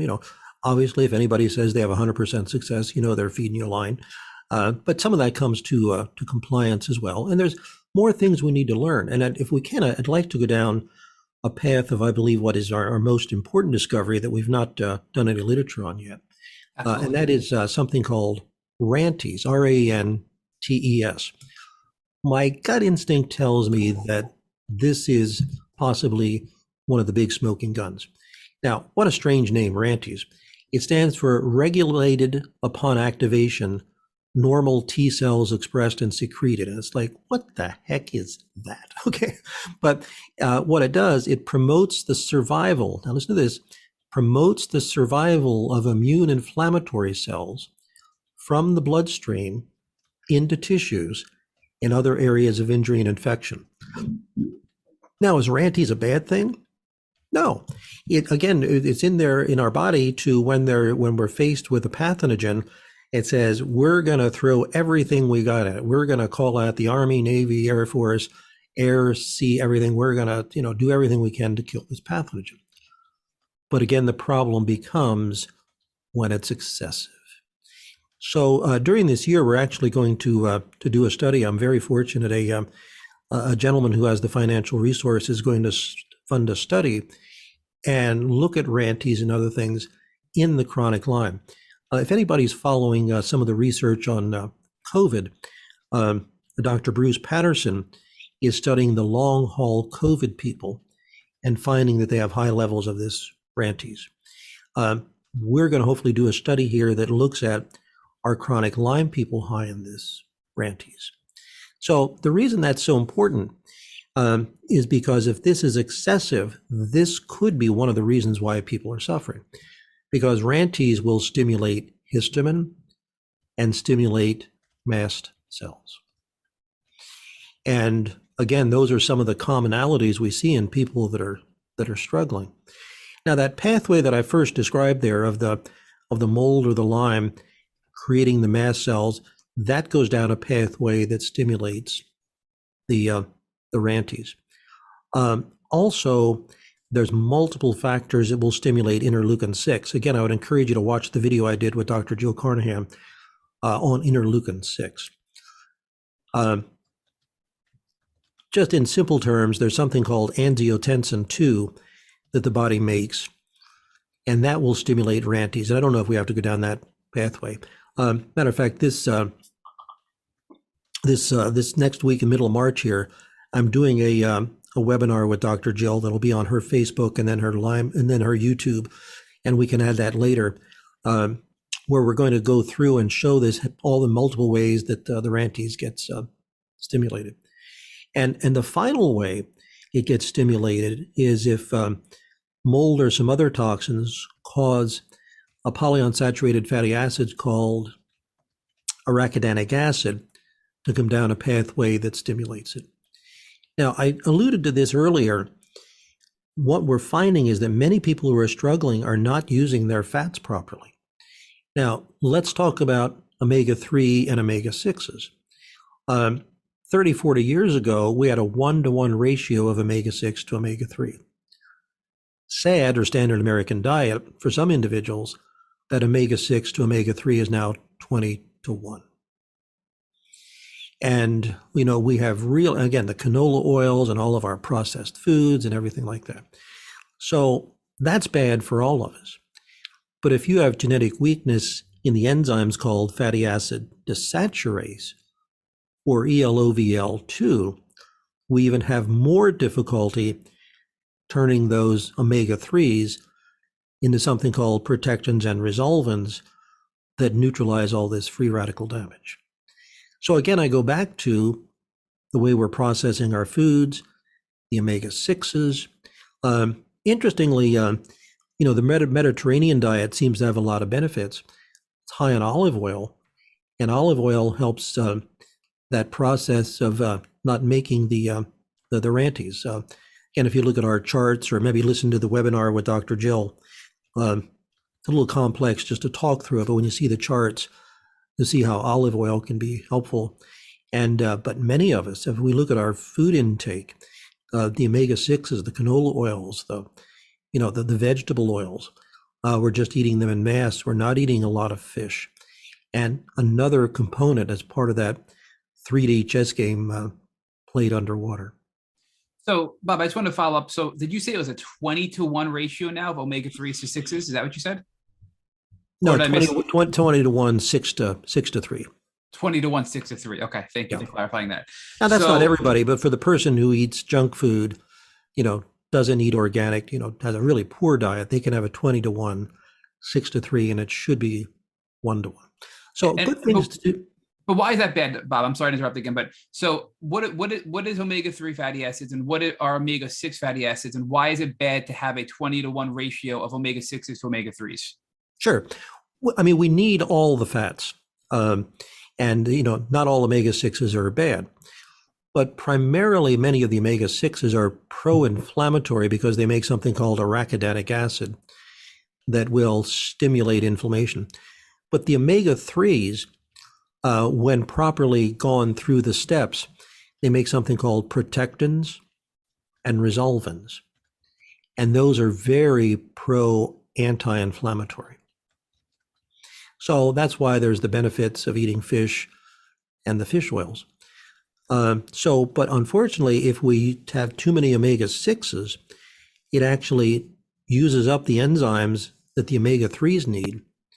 And then if we have genetic mutations in those FADS enzymes, or a genetic mutation in the ELOVL2, we have difficulty even turning those good fish oils into protectins and resolvins. There's a couple companies now that are actually making supplements that actually have those they're called SPMs, and they actually have those protectins and resolvins. So again, just observing, and this will probably be one of our research projects in the future, are people with chronic Lyme more likely to have mutations in their FADS enzymes? But even aside from that, if dietarily they're eating junk food, they're getting more of those pro-inflammatory omega-6s. And that's part of what we've done. When you look at our diet from 75 years ago to the diet today, dramatically different, yet another contributing factor. We have created the perfect storm by what we've done. Again, why today chronic Lyme is so much more prevalent than ever before. But I do want to circle back, and I'm probably going to say it wrong. It was Rantes? Rantes, R-A-N-T-E-S. Mm-hmm. Rantes. So you said that Rantes promotes survival of inflammatory substances when there's pathogens present, which is a good thing, right? You want that because you want to be able to address these pathogens. But the problem is when it doesn't get turned off or it's excessive. And that seems to be the case with many of the things we're talking about here with these genetic deficiencies. So, you keep talking about a problem and a solution. We have these genetic variants or mutations, and then we identify them and we have a solution, whether it's dietary or a supplement. So with this Rantes problem, what is the solution? Do you have a supplement to help overcome that? Do you have a solution, or is that something that's still in the works to look at how to address this? Yeah, the Rantes supplement is now being made. We're getting the ingredients and we're putting it together. And as good as that might be, that's almost a medical approach of Rantes is high, let's knock it down. So I see this supplement has something. It's going to have vanarigin in it, strawberry extract, and hops. Those are the three ingredients that there's clinical evidence that calms down Rantes. And that's fine. But we don't want to just say, oh, take this supplement that knocks down Rantes and we're done. As I said, there's three pathways that make excess Rantes. One is through stimulation of interleukin-6. Again, I'd encourage people to watch the video that we have the link to. The other one is when tumor necrosis factor gets upregulated, and that can be from, say, somebody's got Clostridia in the gut. That could be a contributing factor. Lipopolysaccharides, gram-negative bacteria, and we found that Bartonella has that gram-negative bacteria. Then the third pathway is when arachidonic acid gets pulled out. There's an enzyme called PLA2, and PLA2 brings arachidonic acid out of the cell membrane, and it is stimulated by things like superoxide, peroxynitrite, calmodium from EMF. It's inhibited by corticosteroids from our adrenals. Now, one of my favorite jokes is, how do you know if you have adrenal fatigue? And the answer is, you live in America. So the adrenal glands make corticosteroids that are anti-inflammatory. And I'm sure people listening to this have heard of the term POTS, where they stand up and they get dizzy. Okay. Or they'll see sparkles, or they'll actually lose vision for a couple of seconds. Well, that's because their adrenal glands are just tuckered out. Now, there might be other factors in POTS. I'm not going to say that's the only one, but there's usually an adrenal fatigue part of that because the adrenals need to make cortisol. Cortisol knocks down histamine. The corticosteroids are needed to calm down this PLA2. So if you've got tired adrenals, you're making superoxide, you're charging your cell phone next to you, or you sit next to a router, or a something that generates the EMF. that PLA2 becomes overactive. And that's why I'm a big fan of measuring, and you can do this through a finger prick. You can just do a finger prick. There's a company called OmegaQuant. I think people can even go to the company and do it on their own. They don't even have to do it through a practitioner. And you'll get a report back of your arachidonic acid ratio to omega-3s, your omega-3s and omega-6s, and you can actually see where those levels are. And I am seeing that many individuals that are struggling, their arachidonic acid to omega-3 ratio is way off. So that's one of the areas we're looking at. How do we calm down this PLA2 that, again, is being overstimulated by things like mold and other environmental factors? And then it just goes down a pathway to stimulate something called thromboxane A2, which can be measured in the urine, that activates platelets, that stimulates the RANTES. And if you look at the chart, you can see it. Listen to my podcast that I'm doing with Dr. Jill, March 13th. We'll be showing charts, and it's so much easier to see when you have a visualization. But I believe that's what's happening, that multiple factors are also jacking up RANTES.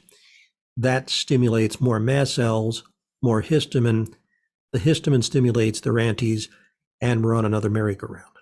So truly is a domino effect here though, Bob, right? I mean, so I asked you a question of, hey, is there a supplement? And your answer was, yes, we're developing a supplement, but that's really a Band-Aid solution. You need to go deeper. You need to unravel this and figure out at a higher level, go back upstream, what is causing this to be here downstream, and then address it at a higher level. And I think that's really important.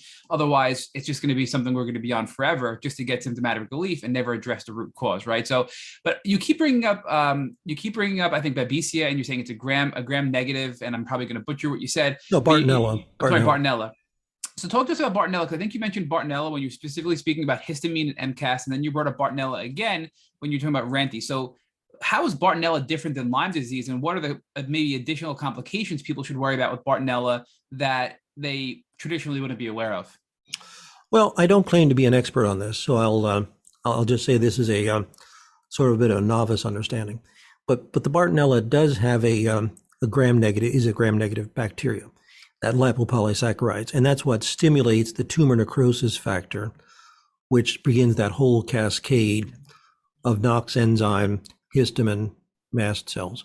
So I'll be honest, I don't have a deep understanding of that, but we've seen the literature that that's what it is, and this is the pathway that it stimulates. So, Bob, I know we've had you on for quite a while, and we appreciate your time. Is there anything else that you want to discuss or that could be beneficial to the Lyme community that we haven't discussed already that you want to bring to this podcast? No, I think that's it. I mean, we've covered a lot of ground here, and just to summarize it, it's very, very complex. There isn't a single solution. It's like, oh, what should I take for this? We've got to really step back and look at which pathways are overstimulated. As we said, for some people, iron might be 80% of the problem. For other people, recycling their glutathione might be 80% of the problem.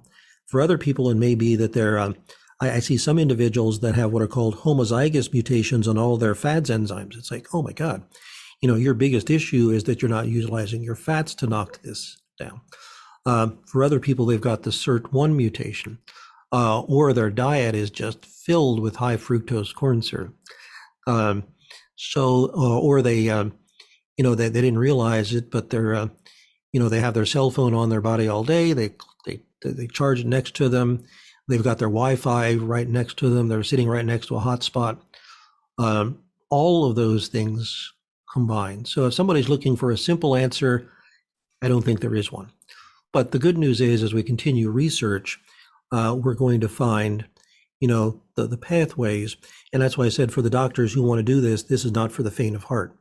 You just don't, do the genetic test and say, okay, because I've had this happen, doctors do it. And it's like, well, now, Bob, what do I do? Well, did you take the 13 modules that train you how to do this? So there is a learning curve. And for somebody who's looking for a simple solution, this isn't what they want to do. But for the health professional who wants to really help, willing to do homework, study, they'll really be enlightened and get the tools that they need. So, Bob, talk to us about what the future is for your company. You said that right now it is not for the faint of heart because you need to have a practitioner who's interested in doing a lot of work in order to be able to interpret the data that you're developing or this dashboard that you're creating for us. Is there AI in the future? Is there a dashboard that will be more understandable for practitioners so that they don't have to go through, I guess, essentially a second MD or PhD before they can use this tool to help us in the community? Yeah, that's the feedback I get from the doctors. It's like, Bob, you are on the cutting edge. This is the solution, but I don't have the time or the desire to learn all this. So I'm meeting with my computer programmers over the next couple of weeks, and part of our goal is to how do we make an executive summary that kind of takes all the data, that looks at the genetics. Well, I'm a big fan of urine organic acids, looks at the labs, looks at the symptoms, and tells the doctor, you know what, you might want to do some testing of the iron levels and see where they are. Let's look at the red blood cells.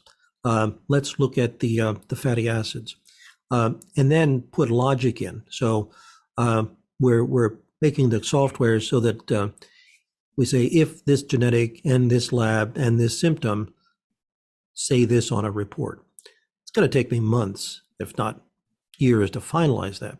But we're trying to take all the knowledge we've learned over the years, give it to the doctor in a report. Because again, that's the feedback we get. This is incredible, but I can't learn this. So that's Bob, my hope is that we would ultimately get to the point where it's not just available at the practitioner level, but it's also available at the patient level, right? Because one of the things that we see repeatedly is that the average car owner knows more about the health of his or her their car than they know about their own health, because we have this dashboard that lights up as soon as we turn on our ignition, but we don't have any of that available to us, as humans who should have a dashboard available to us. So my hope is that as you're going down this path of developing your company, that you'll develop it to the point where we won't need practitioners to be either willing to do the hard work necessary to help us to interpret this, or to have the tool available to them that they will need. And one of the things that that struck me as we're winding down here is years ago I actually read a book entitled The Abs Diet, and one of the things that the author of his name is David Zenzenko recommended is literally the first step is to pull high fructose corn syrup out of your diet. And before that, I never read labels. So I started reading labels, and almost everything I had in my cupboard had high fructose corn syrup in it. But even more concerning was, in most cases, it was the first ingredient. Literally, it was the highest ingredient of everything I was eating. So when our diet has shifted to the point where we're making the case that we're substituting sugars positively with this poison, and then we have to work really hard. I mean, it took me it took a lot of work for me to find products that didn't have high fructose corn syrup in it at all. It was not easy, and there were very few products at the time when we were doing that research. I think like the Weight Watchers products, for example, were one of the few products where you could get crackers that didn't have high fructose corn syrup in it as the first ingredient. So we really are poisoning ourselves. We are really swimming in, I think you were calling it toxic soup, and it really is a lot of work to tease out all of these poisons that that we're being fed in the basic American diet. And even when you think you're cooking at home and you're cooking healthily, that that you're avoiding these toxins, and you're really not. So Bob, I can't thank you enough for sharing your brilliant work with the folks in our community. And if we could, as part of winding down here, could you share with us how folks can get in touch with your company, where so that they can use your resources themselves, rather than having to hope that they have a practitioner who would be either willing or able to do the heavy lifting to give them the benefit of the great work you're doing? Sure. Well, the easiest way is look at our website, tolhealth.com. T as in Tom, O as in Oscar, L as in Larry, tolhealth.com. Our contact information is there. And also we can put a link here in the podcast to go to the website where we do list other practitioners who do this, because obviously I can't see everybody who wants to do this. So there are other practitioners that are trained, and you can get that list there. And then if there's any, I imagine you probably have health practitioners who listen to this. Go to the website. You can get a free trial of the software, a free trial of the modules, and see if this is for you. But it's for the doctor who's willing to do a little bit of work. It's not just a plug and play. Yes. So now again, for the patient community that listens to our podcast, you indicated that you also have regular informational seminars. Can you share with us when you have the seminars and when those materials are made available to the general public? The seminars are for health professionals only, so at training the doctors. And okay. I do webinars every other weekend, but again, they're for doctors, training them.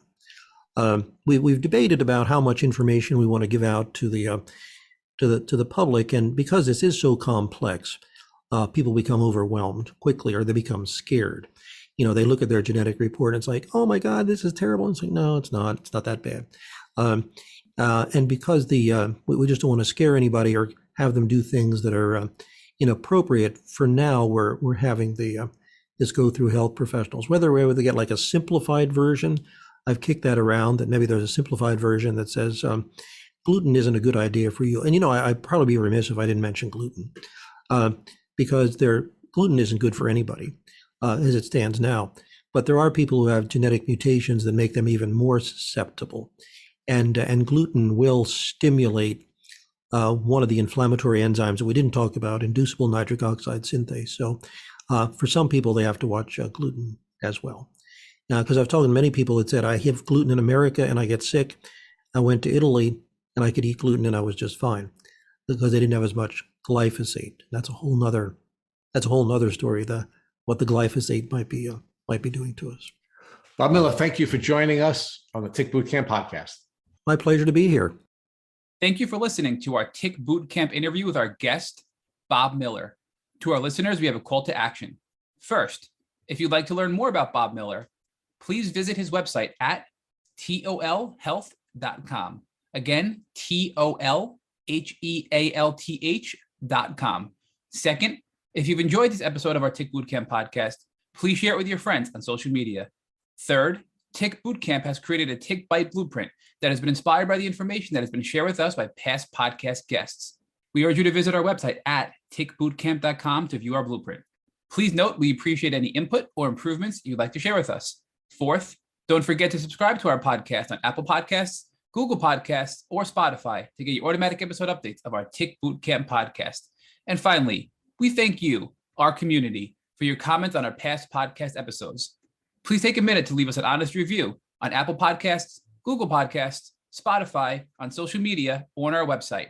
We make it a point to read every single one of the reviews you share with us. And as a final note, if you'd like to search for a specific podcast, either looking for a guest in a particular state or country, or looking for a specific keyword like doxycycline or rifampin or antibiotics or herbs, please visit our website at tickbootcamp.com/search, and you'll be able to find the podcast you're looking for. Thank you, as always, for listening.